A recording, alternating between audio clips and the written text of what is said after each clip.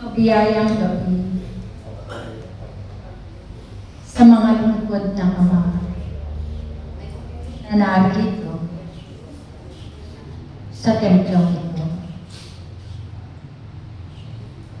Ako ito, aking mga anak, ang Birhen ng Candelaria.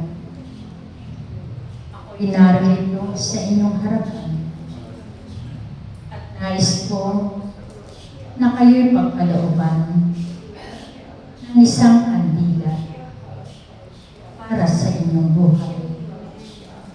Ilahat ninyo ang inyong mga kamay at ipagkakaloob ko sa inyo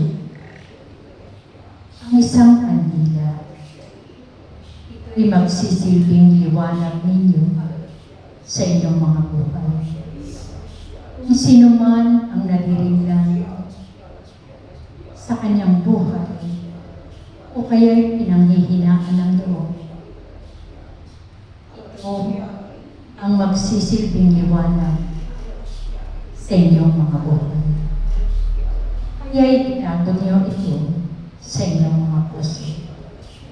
Kung sino man sa inyong mga mahal sa buhay ang nadirinlan sa kanyang buhay, ito'y ipagkaloob niyo sa kanya at ito ang magsisilbing liwanag ng kanyang buhay.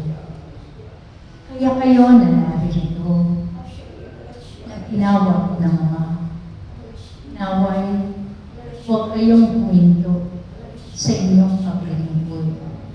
Patuloy kayong sumunod sa kanyang kalooban at patuloy na taglayin ninyong lahat ang mga utos ng Diyos upang kayong lahat ay makamit ninyo ang kanyang mga pangako na buhay na walang hanggan. Kayong lahat ay mapalad sapagkat taglay ninyong lahat ang kanyang banal na pangalan. Itinatak niya sa inyong mga katauhan ang kanyang banal na pangalan. Kaya huwag kayong matakot na maglingkod sa Diyos habang kayo nabubuhay.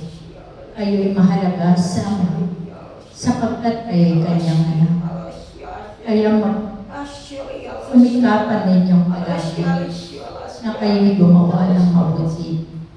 Patuloy na ipagkatiwala ninyo ang inyong buhay sa Diyos sapagkat wala kayong magagawa kapag kayo ay hiwalay sa Diyos. Ngunit ang Diyos ay may magagawa sa bawat isa sa inyo.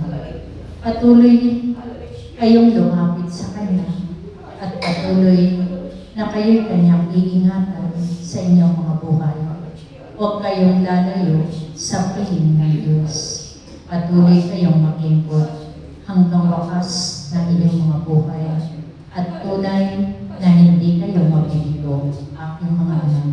Sapagkat ang Diyos na nangako sa inyong lahat ay Diyos na buhay, na nagbigay ng buhay para sa inyong lahat. Kaya kayong lahat na narito, sumunod kayo na may kalakip na pag-ibig, kababaan ng loob, at puno ng kagalakan sa inyong paglilingkod. Sapagkat ang Diyos na inyong pinaglilingkuran ay Diyos ng kagalakan. Kaya salamat sa inyong lahat na narito at patuloy na pinagampanan ninyo ang inyong mga tungkulin na iniatang ng Diyos Ama sa inyong lahat. Mapalad ang komunidad na ito.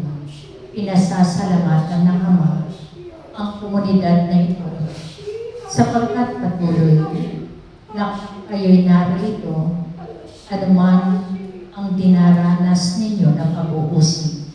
Kayo'y matatag at kailanman ay hindi na itinang ang inyong pananampalataya sa Diyos. Kaya magpatuloy kayo sumunod sa kalooban ng Diyos